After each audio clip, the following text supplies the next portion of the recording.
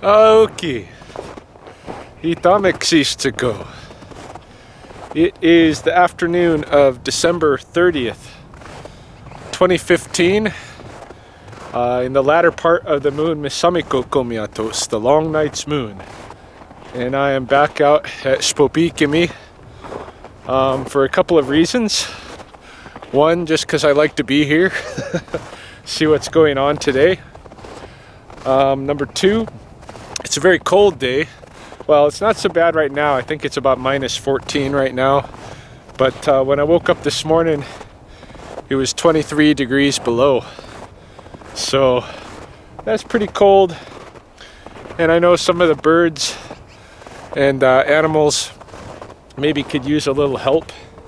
So I've brought some pieces of meat to leave as offerings for the magpies or coyotes or eagles or whoever decides to get at them. So yeah, out here to take a walk. And then there's a third reason I'm out, and that is because my brother and I kind of got a mutual challenge thing going on. I challenged him. He recently bought a stove, a new camping stove. My brother's a professional athlete and outdoorsman. He's a sponsored mountaineer on the West Coast in Oregon. And he got a gift certificate for Christmas, and he bought himself a new stove. And I kind of laughed at him and told him, well, I don't even use stoves. I just go for a normal fire. And he's telling me, well, stoves work under any conditions. And then I told him, well, as human beings, we should be able to make our own fires under any conditions too. Which led to the challenge, all right, go out there and make me a fire. Something that I've tried to do in the past. In fact, I've tried to do it with students too, with groups of students.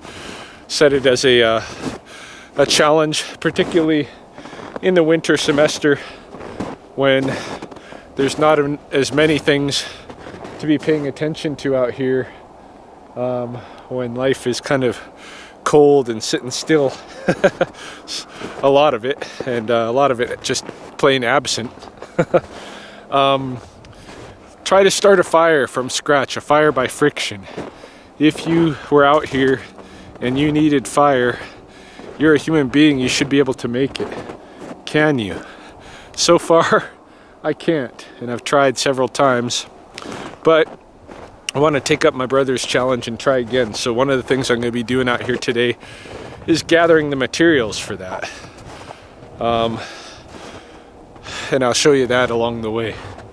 Any case, yeah, out here for a little walk. It's very bright. I should have probably brought my sunglasses. My eyes are bugging me because of how much glare there is from the snow. Don't want to get any snow blindness. But yeah, we'll see what's happening. Sspopiikimi today. So, first material that I want to collect for my fire starting project is a rod, a spinning rod.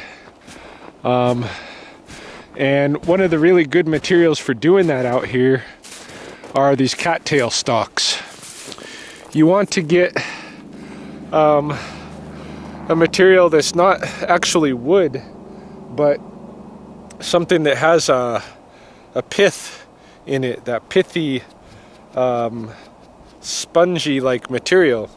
So the two plants that I know out here that are really good for that and that have strong stalks are the cattails and the burdock.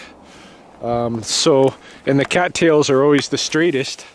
So I'm going to pick a couple of these cattail stalks, and I'll render those down into what I want to use for my spindle. Yes, I'm out here at the sub pond right now, and I've set up my 4 pieces of sirloin for the magpies or whoever. I was gonna put my game cam set up over here too, to observe, but looks like I'm out of batteries. I tried the setup and it's not working. Last time I left it out here, it didn't record much, so it probably ran out of batteries shortly after I left it there.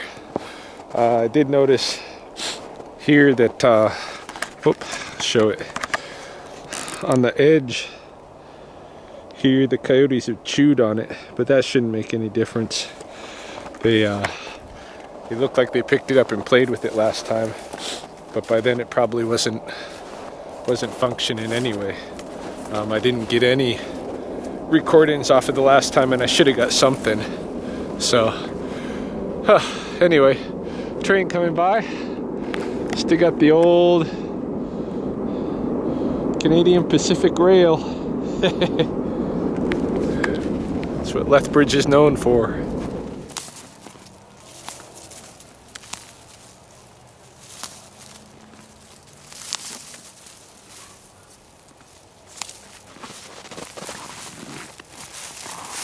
Gathering up some of this brome grass. It's pretty dry, and I think it might be useful as part of my tinder bundle for the fire. I'm actually also going to check this area, these silverberries in this area of the South Forest, for a yellow warbler's nest. I noticed during the summer that there was a lot of yellow warbler activity right here in this southeast corner, and I want to see whether or not I can find another nest. The nest that I started a couple of months ago, I think, you know, I need to let that one go and start working on taking apart another nest altogether to see what I can learn from it. Just because I don't really remember exactly where I was at in my learning with the other ones, so I need to rekindle that exercise, as well as get some dry grass material to kindle that fire for the challenge. Yeah, I haven't found that nest yet, but I'm going to go back there in a few. Right now I'm headed this way over to the sub pond again, because I noticed there were some magpies doing flyovers, so I assume that they're getting at that meat. I want to go take a look. Yeah, just coming within sight of it. Sure enough, there's a whole bunch of magpies down there.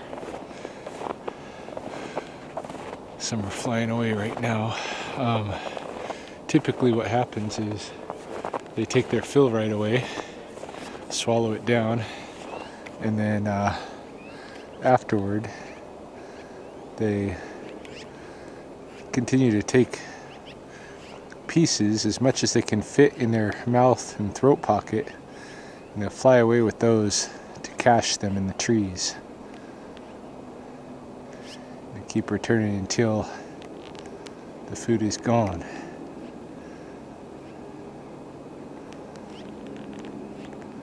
I'm happy that they've got it.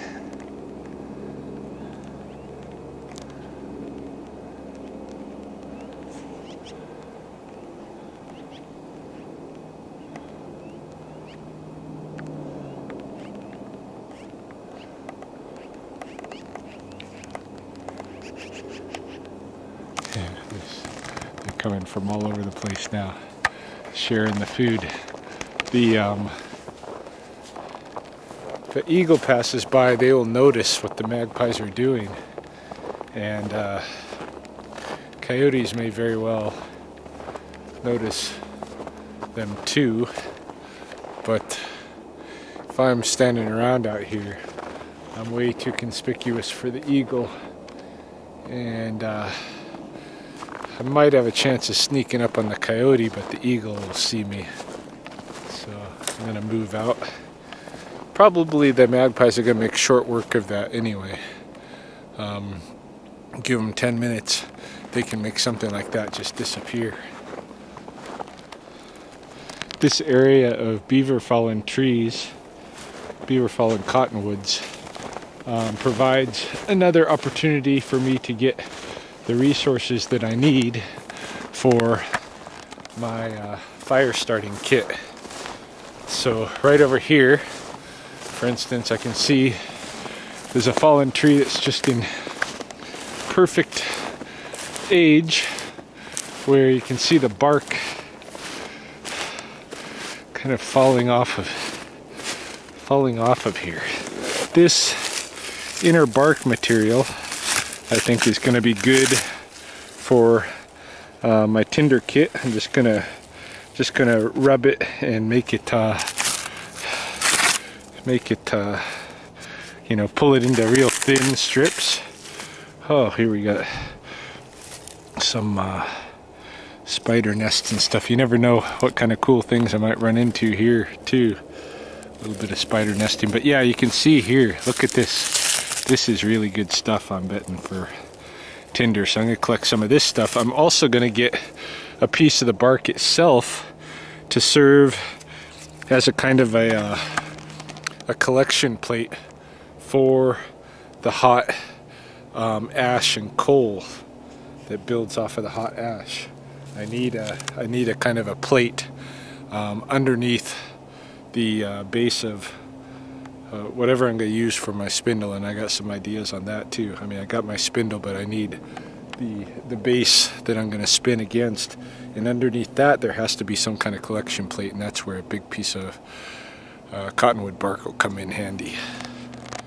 Alright, I'm back in the wolf willow patch.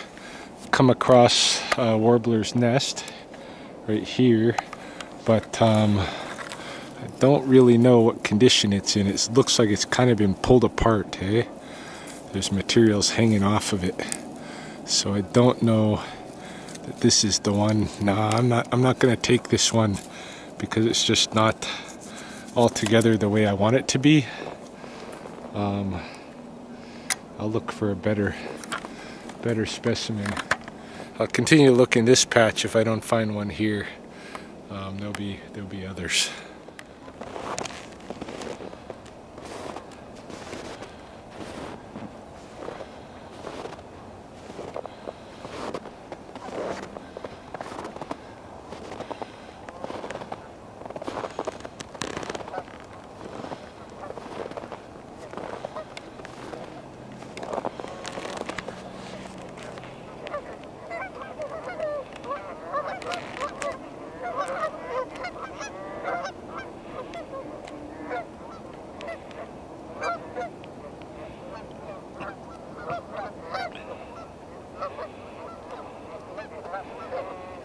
Lots of Sspopiikimi on the river today,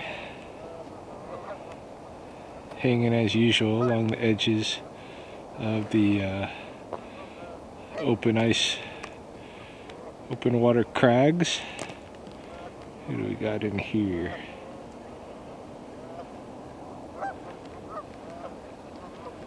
I gotta take a look, see who that is. Can't really tell in the viewfinder. Must be another Sspopiikimi. It looks a little smaller. Just got my eyes open for some golden eyes. Anything like that. I'm gonna look through the binoculars. Yeah, there are some golden eyes, but they're way out this way. See them there, the other side of that ice bridge. And there's one that's closer. Don't know if I can find him. There's one male.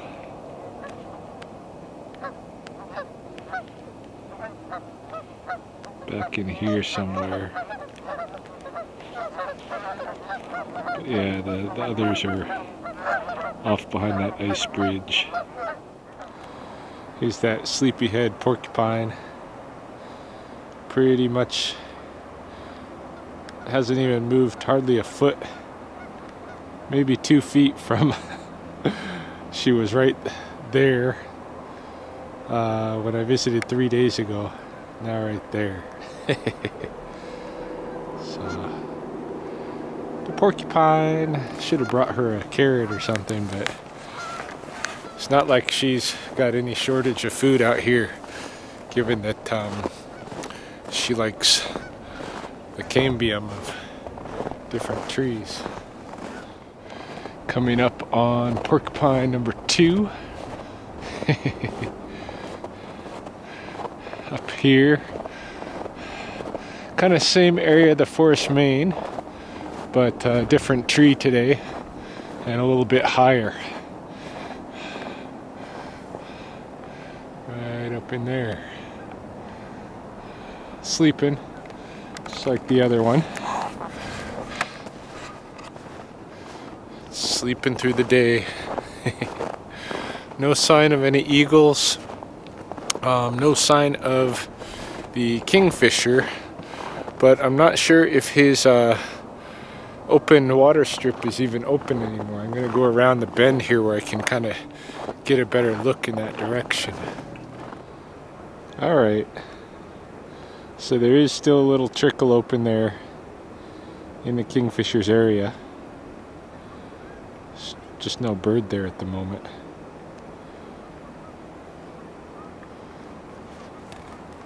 I wonder though, I always wonder if he has to have more than one fishing spot along the river. But I wouldn't think he'd want them to be too far distant from each other, because, you know, it's a lot of energy to expend to go here to there and what have you. But he must have another spot on the river. The other thing that I wonder is, where does he sleep? Is he using one of the cavity nests that his species make in the cut bank? Or is he just perching in some tree at night? These are still lingering questions regarding the winter kingfisher stayover behavior.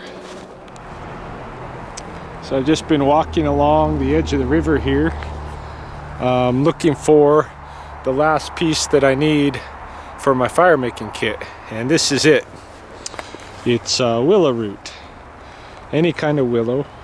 This happens to be sandbar willow growing along this bank here, and a cut bank is a really easy place to find the willow root, right? So here's a piece, for instance. You can see where you can see the root, the exposed root, and then new shoots coming off of the exposed roots. So I'm going to take a piece or two of willow root.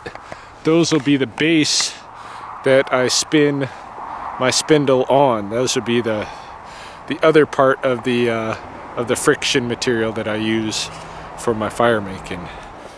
Well, I'm making my way out now. Never did find another warbler's nest, so maybe I will continue working, analyzing the materials of the one that I already collected. It's probably best. Or maybe I'll look again next time I'm out here. Just undecided at the moment, but yeah, I'm headed out. At least I got the materials for the fire making challenge, so I'll bring those home and work with those maybe in the next day or two, see if I can start a fire.